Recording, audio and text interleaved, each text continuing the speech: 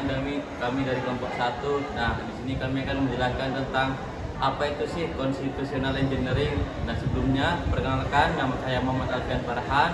Perkenalkan, nama saya Esa Purwata. Perkenalkan, nama saya Anggara Rahmawati Asyad Panco. Nama saya Naya Dulkis Azakia. Nah, tadi Bapak itu kan menjelasin kan apa sih itu constitutional engineering. Nah, kalian tuh paham gak sih? Sebenarnya itu tuh kurang paham sebenarnya. Kalian tuh bisa gak ngejelasin dari awal sampai selesai?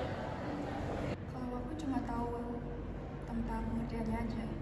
Constitutional engineering adalah proses perancangan atau perbaikan institusi politik dan sistem ketatanegaraan melalui perubahan aturan konstitusional maupun institusi politik. Sistem ini dapat menciptakan stabilitas politik, mendorong demokrasi yang efektif, dan juga menyesuaikan institusi negara dengan kebutuhan sosial politik masyarakat. Istilah ini sering dipakai dalam konteks negara yang mengalami transisi demokrasi, konflik etnis, atau perombakan besar dalam sistem politik. Aku tadi juga ini sih tentang pendekatan utama dalam constitutional engineering menurut beberapa ahli. Tapi yang aku tahu itu tentang menurut Aret Ijibert. Menurut Aret Ijibert, seorang ilmuwan politik terkenal dalam bidang demokrasi dan perbandingan sistem pemerintahan. Terdapat dua pendekatan utama dalam constitutional engineering, yaitu satu, pendekatan mayoritarian, bisa disebut juga mayoritas atau sistem pemenang. Dapat disebut juga dengan model Westminster. Pendekatan ini menekankan pada prinsip-prinsip pemenang mengambil semua dan mempunyai ciri-ciri: satu, pemerintahan oleh mayoritas sederhana atau 50% plus 1. Dua, sistem pemilu first past the post atau distrik tunggal. Tiga, eksklusif dominan, kabinet dipimpin oleh partai mayoritas. 4, parlementer bersifat dua partai. 5, sentralisasi kekuasaan, unitarianisme. 6, konstitusi fleksibel dan tidak banyak veto player, dan mempunyai tujuan efisiensi pemerintahan, stabilitas, dan pengambilan keputusan yang cepat. Tadi kan yang dijelasin sama Akil kan dua, kan kurang satu nih. Yaitu yang kedua itu pendekatan konsensus, yaitu pendekatan ini dirancang di negara-negara majemuk atau plural society agar semua kelompok mendapat representasi. Karena negara kita itu menganut sistem pluralistik, maka lebih tepat menggunakan pendekatan konsensus. Untuk ciri-cirinya, yang pertama pemerintahan koalisi besar atau grand coalition. Yang kedua sistem pemilu proporsional atau proportional representation. Yang ketiga kekuasaan tersebar secara horizontal dan vertikal, federalisme dan otonomi. Yang keempat kekuasaan veto untuk kelompok minoritas. Yang kelima konstitusi rigid dan pengadilan konstitusi yang kuat. Nah, tadi Bapak itu sebenarnya ngejelasin sih unsur-unsur para beberapa ahli ya. Tapi yang paling kuinget tuh menurut Liphart. Menurut Liphart itu ialah constitutional engineering ialah perancangan institusi politik untuk menciptakan demokrasi yang stabil dan inklusif, khususnya di masyarakat majemuk. Unsur-unsurnya itu meliputi seperti yang pertama itu sistem pemerintahan. Liphart lebih menyarankan sistem parlementer dibandingkan sistem presidensial. Alasannya, sistem parlementer cenderung lebih stabil, fleksibel, dan mampu mendorong kerjasama antar partai dalam bentuk koalisi. Nah, sistem ini juga minimalisir potensi konflik eksekutif, legislatif, dan yudikatif karena kepala pemerintahan berasal dari parlemen. Terus berikutnya ialah dari sistem pemilu nih. Lihat mendukung sistem proporsional representation atau PR. Nah, sistem ini memungkinkan representasi yang lebih adil bagi kelompok minoritas karena kursi dibagi berdasarkan persentase suara, bukan pemenang tunggal. Nah, hal ini mendorong inklusif dan pengakuan terhadap keragaman suara pemilih. Kayak kamu tadi ada yang kurang deh, Vian. Aku ingin menyanggah ya, izin menyanggah ya teman-teman. Jadi ada juga yang ketiga itu namanya adalah struktur negara. Nah, struktur negara ini menganjurkan feodalisme atau desentralisasi kekuasaan. Tujuannya adalah memberikan otonomi kepada daerah atau kelompok-kelompok tertentu agar mereka tidak mengatur urusan internalnya seperti pendidikan, budaya, kebijakan lokal. Nah, hal ini juga mengurangi rasa keterasingan dari kelompok-kelompok minoritas dan memperkuat stabilitas nasional. Ada juga unsur keempat, yaitu adalah sistem partai.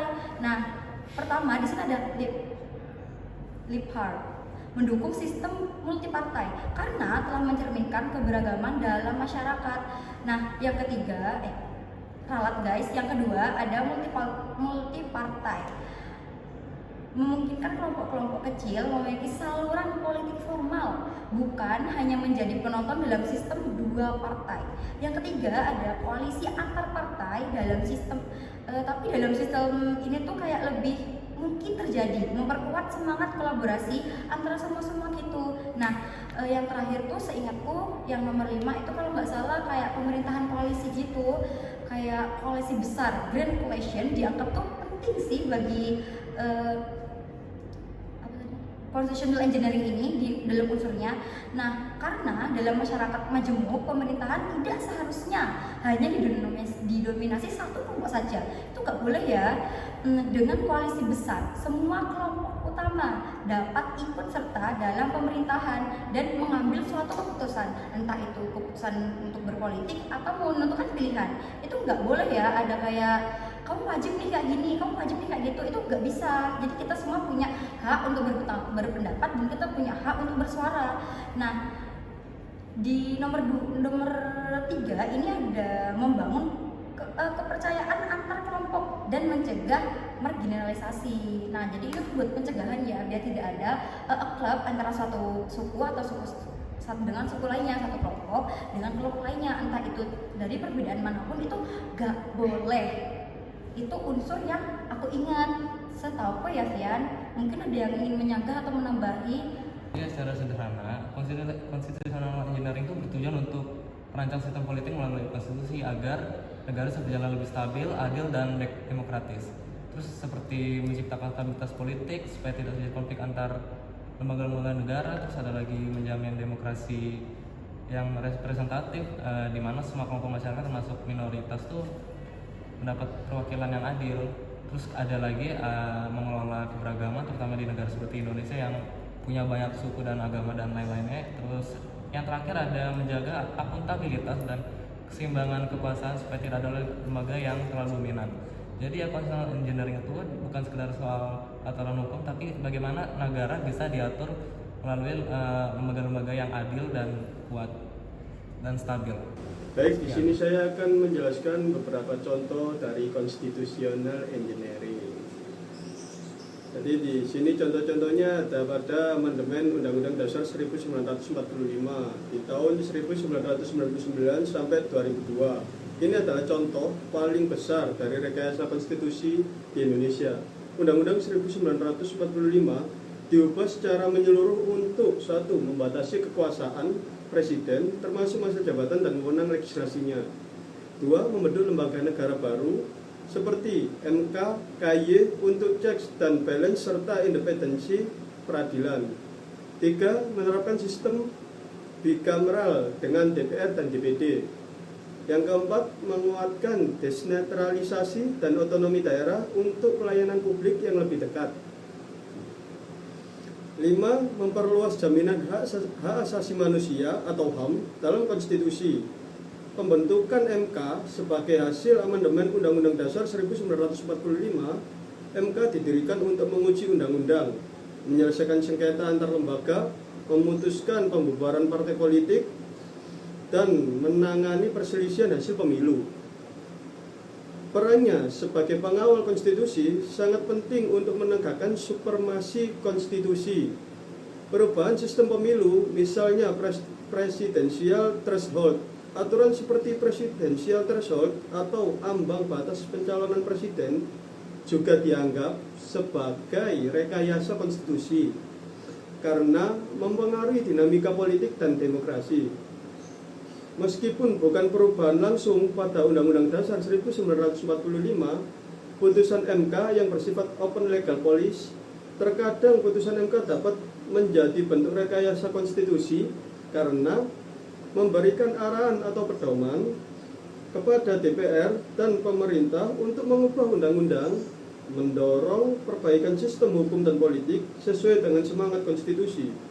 Secara keseluruhan, constitutional engineering di Indonesia telah berperan penting dalam mentransformasi sistem ketatanegaraan pasca reformasi menjadi lebih demokratis, transparan, dan akuntabel.